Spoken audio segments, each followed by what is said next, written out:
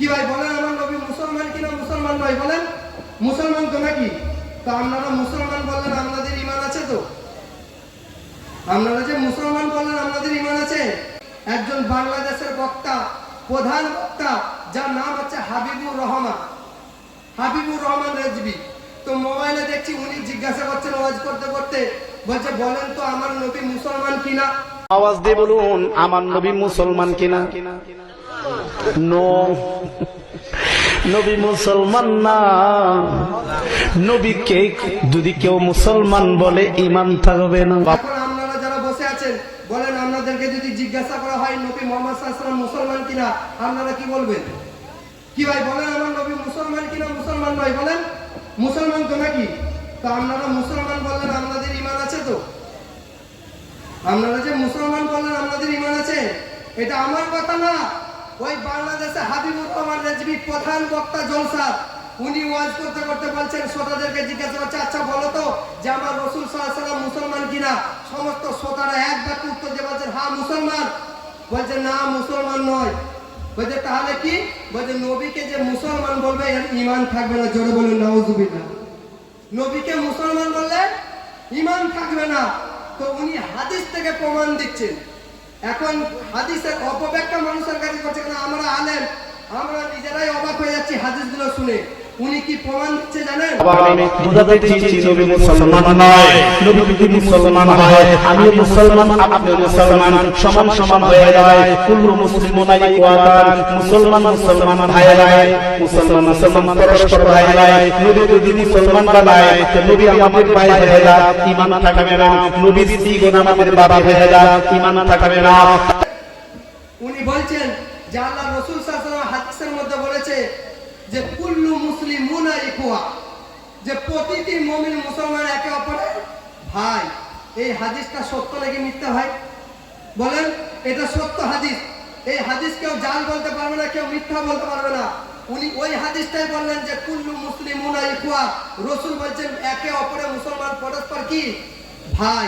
তো উনি এমন দলিল পেশ করছেন জানেন, উনি দলিল দিচ্ছেন যে মুসলমান যদি ভাই হয়, তাহলে আমি মুসলমান আর আমাদের নবী কি মুসলমান। তাহলে নবী যদি মুসলমান হয়, আমি মুসলমান, নবী মুসলমান, আর নবী বলছেন কুল্লু মুসলিমুনা ইখওয়া, মুসলমান একে অপরের ভাই, তাহলে নবী আমাদের কি হচ্ছে? ভাই।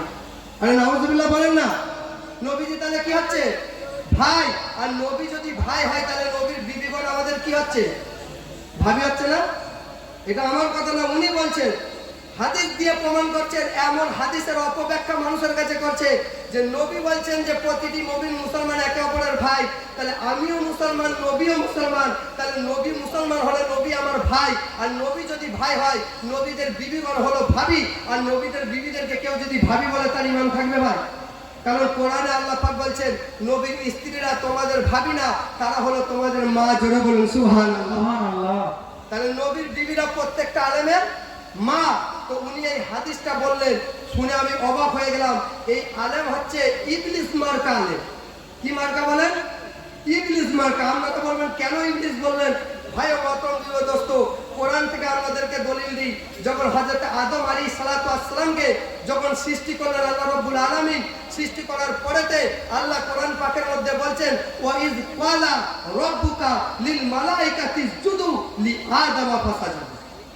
সৃষ্টি করার পরে আল্লাহ রাব্বুল আলামিন সমস্ত ফেরেশতাদেরকে বললেন তোমরা কি করো? আদমকে সিজদা করো। তো বলার সাথে সাথে সমস্ত ফেরেশতারা কি করলো? সিজদা করলো। ইল্লা ইবলিস।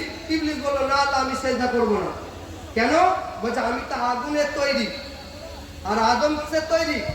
মাটির তৈরি। তাহলে আমি আগুন আমাকে ধরিয়ে দিলে উপর দিয়ে উঠবো, আর আদম মাটির থেকে তৈরি, তাকে ছেড়ে দিলে নিচে পড়ে যাবে। অর্থাৎ আমার মতো উপর দিয়ে ওঠা মানুষ কখনো আদমকে সিজদা করতে পারে না। তো যুক্তি ঠিক আছে না ভুল আছে ভাই? যুক্তিটা ঠিক নাই। আগুন ধরালে উপর দিয়ে উঠে, আর মাটি ছাড়লে নিচে পড়ে যায়। তো যুক্তি ঠিক আছে। তো আল্লাহ কি ঠিক যুক্তিটা মেনে নিয়েছিল? তো আল্লাহ বলল না সিজদা কর। বলছে করবো না।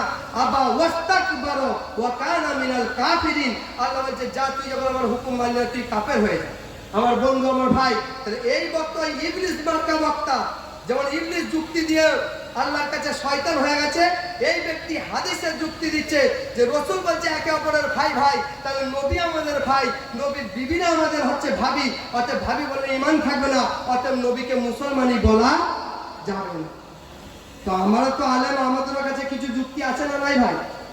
আমরাও ওয়াজ করি, আমাদের কাছে যুক্তি আছে। তো সে যদি যুক্তি দেয় হাদিস থেকে, আমরা যুক্তি দিতে পারবো কি পারবো না?